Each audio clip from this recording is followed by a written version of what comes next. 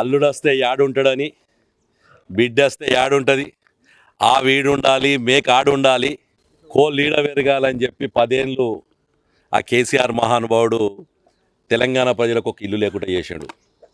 420 హామీలతోని ఇగో కాంగ్రెస్ వచ్చే, ఇందిరమ్మ తెచ్చే, ఇందిరమ్మ ఇంట్లో వచ్చిరి అని చెప్పి కథలు చెప్పి రేవంత్ రెడ్డి ఆయన చేసే ఇవాళ ఈ ఇందూరు పట్టణ కార్పొరేషన్ పరిధిలో అటు నాగారం కానీ ఇటు ఖానాపూర్ శివారు కానీ కలెక్టరేట్ ఎన్నుకుందాము.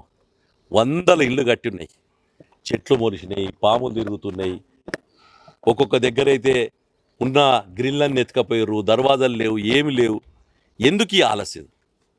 ఎవరి కోసం? ఇక ఇదే ఖానాపూర్లో కాలూరులో ఈ పక్క పొంటి గీడికి కిలోమీటర్ లేదు.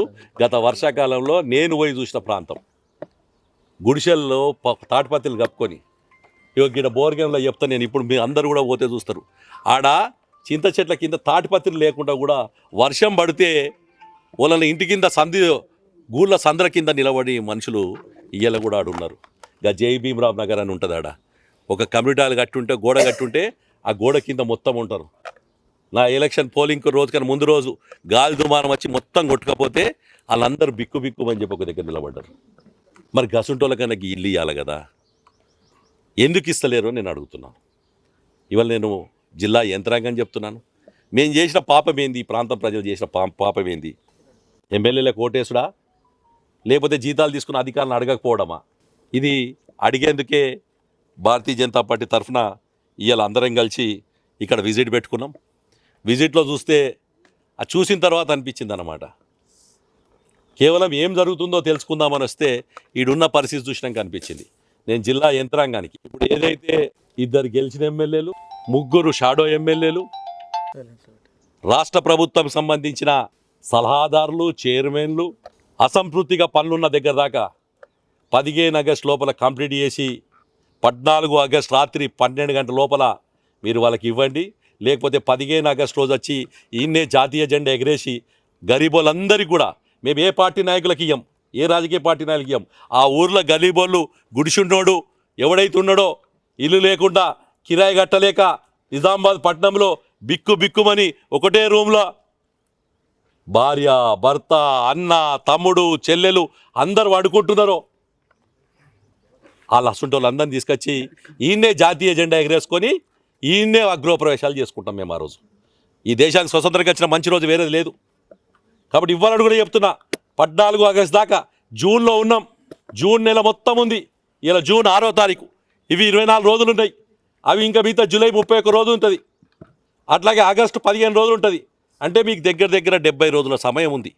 70 రోజులలో మీరు ఈ ఇండ్లను కేటాయించి పలానోళ్ళ కేటాయించారు పలానా ఇల్లు అని చెప్పి దాని దగ్గర బోర్డు పెట్టండి. మేము ఎవరికో మధ్యలో తాకులాట పెట్టేందుకు, కొట్టాడ పెట్టేందుకు రాం. కానీ 14 ఆగస్టు రాత్రి తర్వాత 15 ఆగస్టు రోజు మేము అందరం వీడికి వచ్చిన సందర్భంలో కేటాయించకపోతే మాత్రం మేము ఇలా గృహప్రవేశాలు చేస్తాం. దానికి బాధ్యత పూర్తిగా జిల్లా యంత్రాంగానికి, అధికార పార్టీ కాంగ్రెస్ నాయకులది అని చెప్పి నేను చెప్తున్నాను. ఇవాళ ఎంతకు దౌర్భాగ్యం అండి. ఇలా నేను ముదక్పల్లికి వెళ్ళా నిన్న, ఒక పిల్లగాడి కాలు ఇన్ఫెక్షన్ అయ్యి కొట్టేస్తారంటే వాళ్ళు ఇంట్లోకి పోదామంటే ఆ గుడిసెలకే లోపలికి పోలేని పరిస్థితి ఉంది.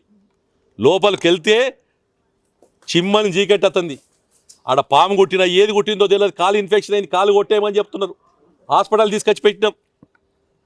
మీతోని, మీ పరిపాలనతోని ఏమి ఇదే ఇందిరమ్మ రాజ్యం అని అడుగుతున్నాను నేను. ఇవాళ గీటే కలెక్టరేట్ ఆఫీస్ ఎన్నికనే ఉంది, గోడ దుంకుతే ఇళ్ళకి రావచ్చు. మరి ఈ ఇల్లు ఎందుకు ఇవ్వలేదు ఇంతవరకు? అంటే గరీబోళ్ళు లేరా ఇందూరు జిల్లాలో, ఇందూరు పట్టణంలో?